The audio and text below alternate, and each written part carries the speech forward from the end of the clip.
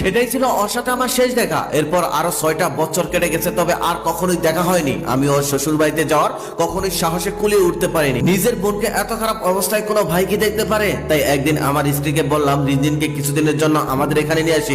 বেচারি ওখানে অনেক কষ্টে আছে, ঠিক মতো খেতে পারে না, ওই বাড়ির কেউ ওকে দেখতেও পারে না। কথাটা শোনার সাথে সাথে আমার স্ত্রী আমার দিকে চোখ রাঙিয়ে বলল, বেচারি খারাপ অবস্থায় আছে, খেতে পারে না, আর তুমি তো লাট সাহেব, তুমি তো খেয়ে বসে আছো। মাসের শেষের কয়দিন কিভাবে সংসার চলে তার হিসাব মিলাতে গিয়ে আমি ব্যস্ত, আর উনি এই সময়ে আরো একজনকে ঘাড়ে চাপাতে চায়। আমি তখন কাছুমাছু হয়ে বললাম, আপাতত 2 দিনের জন্য আনি, এই 2 দিন না হয় আমার খাবার আমার বোনকে আমি ভাগ করেই খাওয়াবো। কথাটা বলতে বলতে আমার চোখ ভিজে গেল, কিন্তু আমার স্ত্রী আরো ঝাঁকানো কণ্ঠে বলতে লাগলো, তুমি যদি ভালো টাকায় চাকরি করতে পারতে তাহলে 14 গোষ্ঠী এনে খাওয়ালেও আমার কোনো সমস্যা ছিল না।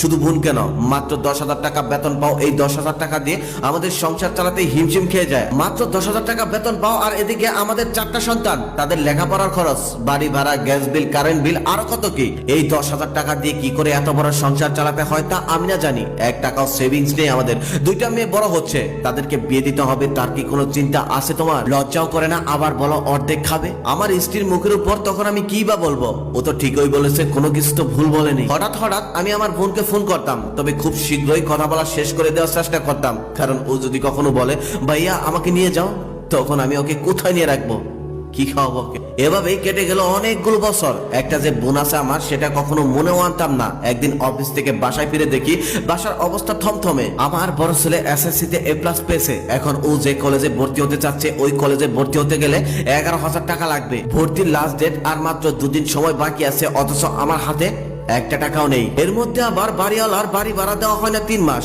বাড়িওয়ালা ওয়ার্নিং দিয়ে দিয়েছে 7 দিনের মধ্যে টাকা পরিশোধ না করতে পারলে বাড়ি থেকেও বের করে দিবে। ঠিক এই মুহূর্তে এতগুলো টাকা আমি কোথায় পাবো কিছুই বুঝতে পারছিলাম না। ঠিক সেই সময় আমার মনে হলো আমার সেই বোনের কথা, যার কথা কখনো আমি ভুল করে মনে করি না। তারপর তাকে ফোন দিয়ে লজ্জা নিয়ে তার কাছে কিছু টাকা ধার চাইলাম। তারপর ও দেওয়ার জন্য রাজি হলো আর বলল, বাড়িতে এসো না, রাস্তার ওই মাথায় এসো, আমি ওখানে কাল যাবো। বাড়িতে যেতে না বলাতে আমার মতো গরিবের জন্য একদিকে ভালোই হয়েছে, অন্তত বাড়িতে গেলে একটু মিষ্টি নিয়ে যেতে হতো, এখন সেটাও লাগবে না।